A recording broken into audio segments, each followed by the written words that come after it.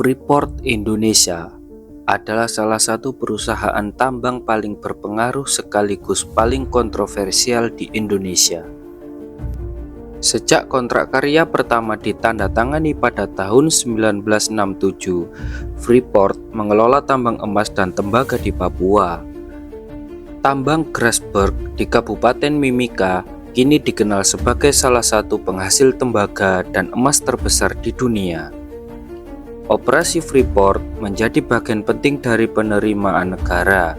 Miliaran dolar masuk melalui pajak, royalti, dividen, dan PNBP. Terlebih setelah pemerintah Indonesia mengambil alih 51,2% saham Freeport melalui PT Inalum pada tahun 2018. Namun, di balik angka fantastis itu, Freeport Indonesia menjadi simbol konflik struktural antara negara, korporasi, masyarakat adat, dan aktivis lingkungan. Laporan Walhi dan LBH Papua tahun 2025 mencatat bahwa Freeport membuang sekitar 200.000 ton limbah tailing per hari ke Sungai Aikwa di Papua. Limbah ini mengandung logam berat seperti arsenik dan merkuri, menyebabkan pencemaran air, perubahan aliran sungai, pendangkalan muara, hilangnya biodiversitas, serta terganggunya mata pencaharian masyarakat adat seperti suku Amukme dan Kamuru. Walhi juga mengungkapkan bahwa eksplorasi tambang telah merusak hutan hujan tropis dan menyebabkan kepunahan satwa endemik di wilayah tersebut.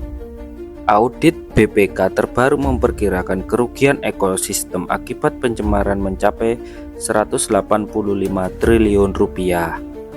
LBH Papua menegaskan bahwa pelanggaran terhadap masyarakat adat terus berulang, termasuk dalam bentuk pengambil alihan tanah ulayat atau tanah adat, pengabaian hak atas lingkungan, dan ketidakterlibatan dalam proses pembangunan smelter.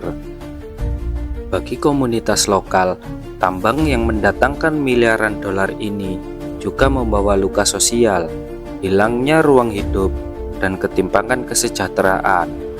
Freeport berupaya merespon dengan program tanggung jawab sosial, pembangunan infrastruktur, dan pendanaan pendidikan. Namun banyak pihak menilai langkah-langkah ini belum sebanding dengan dampak ekologis dan sosial yang telah berlangsung selama puluhan tahun. Maka, ketika perusahaan dengan rekam jejak seperti ini hadir di ruang budaya, termasuk menjadi sponsor festival musik populer seperti Pesta Pora, reaksi publik pun tak terhindarkan. Sponsorship tersebut menimbulkan pertanyaan besar. Apakah keterlibatan Freeport hanyalah strategi art washing untuk memperbaiki citra atau wujud komitmen membangun dialog dengan publik?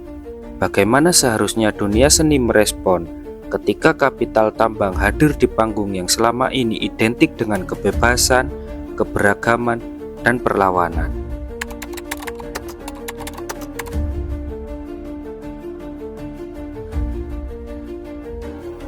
Pada 5 September 2025, publik dikejutkan dengan kehadiran branding Freeport di Pesta Pora. Logo perusahaan terlihat di panggung dan area festival, termasuk dalam parade bertuliskan "Tembaga ikutan berpesta pora". Setidaknya 38 musisi menyatakan mundur dari jadwal tampil, termasuk Fish, Hindia, Sukatani, Banda Neira, Rebellion Rose, Petra Sihombing, Silam Pukau, dan lainnya. Penolakan mereka diunggah ke media sosial, memicu trending dengan tagar boikot Pesta Pora. Tekanan publik akhirnya membuat penyelenggara yang dipimpin oleh Rizky Aulia alias Ucup memutuskan kontrak sponsor dengan Freeport hanya dalam waktu 24 jam setelah festival dibuka. Ia menyampaikan permintaan maaf dan menegaskan bahwa tidak ada aliran dana dari Freeport untuk digunakan dalam operasional festival.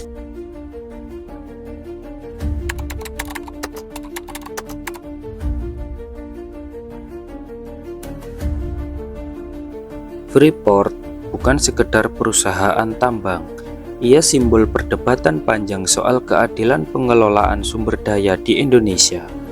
Sejak awal kontraknya di era Orde Baru, Freeport sering dijadikan contoh bagaimana sumber daya alam dikuasai modal asing dan kurang memberi manfaat maksimal untuk rakyat. Selain kerusakan lingkungan, Freeport dikritik karena memperparah ketimpangan sosial. Masyarakat kehilangan tanah adat, konflik horizontal meningkat, dan kehadiran aparat keamanan yang sering menimbulkan represi. Meski mayoritas saham kini dipegang negara, citra Freeport belum pulih di mata publik, khususnya masyarakat Papua. Dengan latar ini, masuknya Freeport ke ruang budaya dianggap tidak sensitif. Banyak pihak melihatnya sebagai bentuk art washing atau usaha memperhalus reputasi melalui dukungan seni dan musik.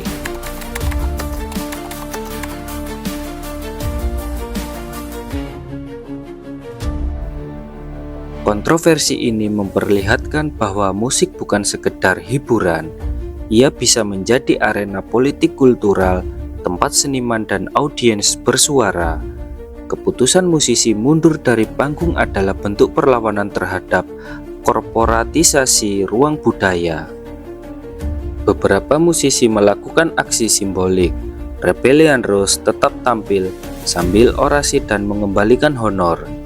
Yako and the Panturas menyumbangkan fee ke Walhi. Silam Pukau menggelar konser alternatif di pos blok. Fenomena ini mengingatkan pada protes SXSW di Texas pada tahun 2018 silam, ketika sponsor Palantir Technologies, yakni perusahaan teknologi pertahanan, yang memicu boikot.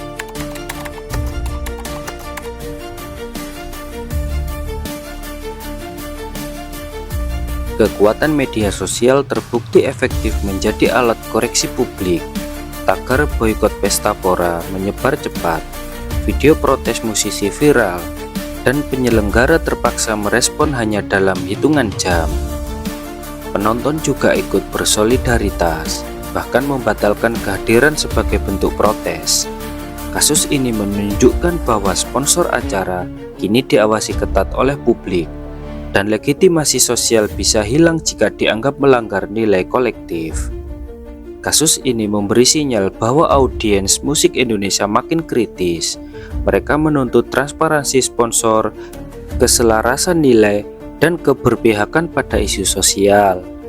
Festival ke depan perlu melibatkan komunitas sejak awal dalam pengambilan keputusan sponsor agar tidak terjadi benturan nilai seperti di Pesta Pora tahun 2025.